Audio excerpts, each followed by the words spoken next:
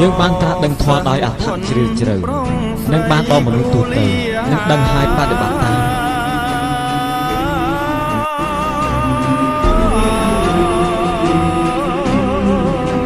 បុគ្គលនៅក្នុងលោកនេះគឺមានច្រើនចំពោះណាស់អ្នកដែលមានសតិបញ្ញាឈ្លាសវៃការស្ដាប់ធម៌និងយល់បានក្នុងពេលដ៏ឆាប់រហ័សប្រៀបដូចជាផ្កាឈូកដែលនៅផុតអំពីទឹកការត្រូវពន្លឺព្រះអាទិត្យហើយក៏រីកបានភ្លាមតែម្ដងអ្នកដែលមានសតិបញ្ញាប្រសើរការស្ដាប់ធម៌ហើយទទួលបាននូវការអប់រំបន្ថែមក៏នឹងអាចដឹងនិងបានយល់នៅពេលមិនយល់ប្រៀបបានដូចជាផ្កាឈូកដែលនៅមាត់ទឹកដែលនៅប្រប្រាស់មាត់ទឹកដែលនឹងរីកក្នុងថ្ងៃខាងមុខអ្នកដែលមានបញ្ញាតិចការស្ដាប់ធម៌ហើយទទួលបាននូវការអប់រំជាប្រចាំមានសទ្ធាមានសេចក្តីព្យាយាមមានសទ្ធាក្នុងទីបំផុតអាចដឹងនឹងយល់បានប្រៀបដូចជាផ្កាឈូកដែលនៅក្រោមទឹកដែលនឹងសន្សំផុតបំពេញទឹកហើយក៏រីកបាននៅក្នុងទីបំផុតដូចគ្នាហើយចំពោះអ្នក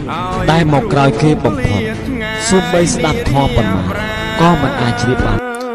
សូមកុំតន់អូសរំលងតនែញាតិញោមចុចសៀម្នាក់មួយដើម្បីជាធម្មទានថ្ងៃស្អែកគឺជាថ្ងៃសៅរ៍15រោចសូមឲ្យសេចក្តីល្អរបស់ខ្ញុំដែលបានបំពេញកន្លងមកជួយថែរក្សារូបខ្ញុំនិងក្រុមគ្រួសារសូមជួបតែរឿងល្អមនុស្សល្អអ្វីដែលល្អសូមឲ្យសពសត្វទាំងអស់ដែលមានកម្មពៀវរេនឹងរូបខ្ញុំបាននៅចំណែកបុណ្យបាននៅសេចក្តីសុខសេចក្តីចម្រើននិងកុំឲ្យមានកម្មពៀវរីនឹងគ្នាតទៅថ្ងៃមុខទៀតអីសូមឲ្យចិត្តរបស់ខ្ញុំបានជ្រកក្រោមម្លប់ព្រះធម៌ដ៏ត្រជាក់សុខស្ងប់មិនមានកង្វល់ច្រើន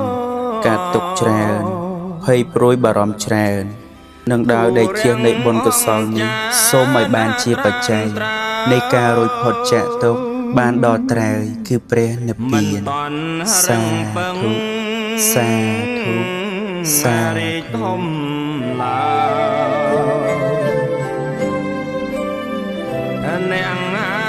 យមិនចង់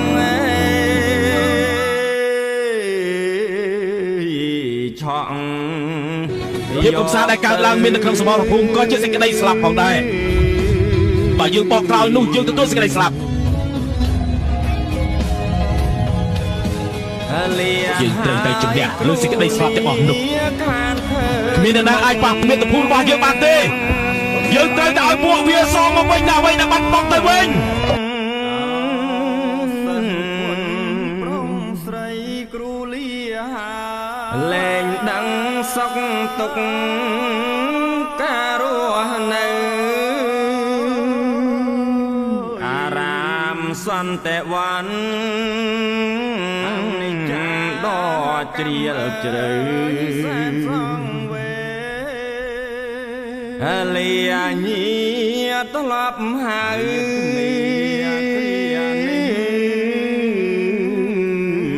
ត្រឹមនឹង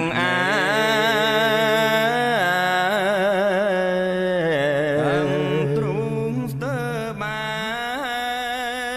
នលាហើយញោមញាតក្នុងសាសនា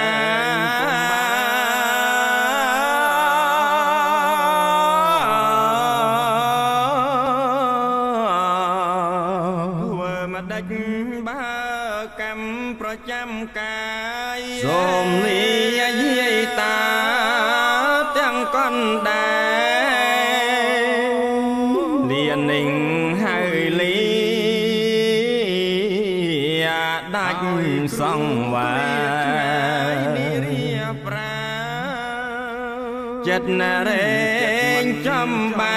យ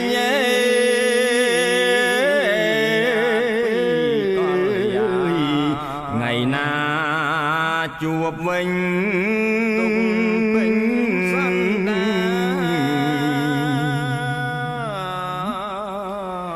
លាហើយគ្រូលានាងធ្លាប់ថែទួន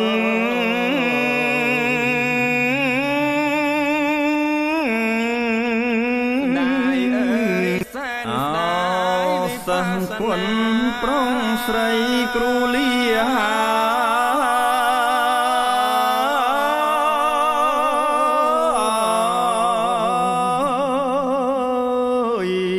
រាំងអង្គចាណាត្រានអនិច្ចាកម្មអើយសែនសងវេរីធំលៀនគ្នាគ្រានេះទាំងទឹកភ្នែកតាំងទ្រូងស្ទើបា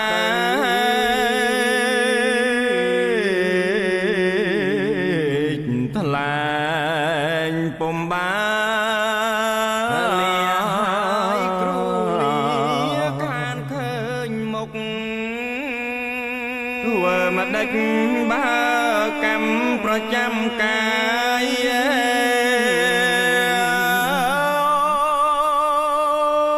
លែងដឹងសុខទុក្ខការរស់នៅឲ្យគ្រូក្លៀតឆ្ងាយនិរាប្រាដល់ចិត្តមិនចង់ឃ្លៀតពីកលយាទុកពេញសន្តានអត់លះលហាលាហើយញោមញាតក្នុងសង្សនាស្ដាយអើយសែនស្ដាយវិបស្សនា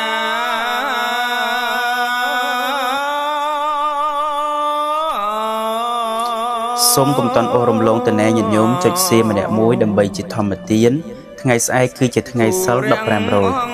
សូមឲ្យសេចក្តីល្អរបស់ខ្ញុំដែលបានបំពេញកន្លងមកជួយថែរក្សារូបខ្ញុំនិងក្រុមគ្រួសារសូមជួបតែរឿងល្អមនុស្សល្អអ្វីដែលល្អសូមឲ្យសពសត្វទាំងអស់ដែលមានកម្មពៀវេរានឹងរូបខ្ញុំបាននៅចំណែកបុណ្យបាននៅសេចក្តីសុខសេចក្តីចម្រើននិងកុំឲ្យមានកម្មពៀវេរានឹងគ្នាតទៅថ្ងៃមុខទៀតអីសូមឲ្យចិត្តរបស់ខ្ញុំបានជ្រកក្រោមម្លប់ព្រះធម៌ដ៏ត្រជាក់សុខស្ងប់មិនមានកង្វល់ច្រើនការទុកច្រើនភ័យព្រួយបារម្ភច្រើននឹងដើរដេកជៀសនៃបុណ្យកុសលនេះសូមឲ្យបានជាបច្ច័យនៃការរួចផុតចាកទុក្ខបានដល់ត្រើយគឺព្រះនិព្វានសាធុសាធុសាធុលែងដឹងសុខទុក្ខការរស់នៅអារាមសន្តិវ័នដ៏ជ្រាល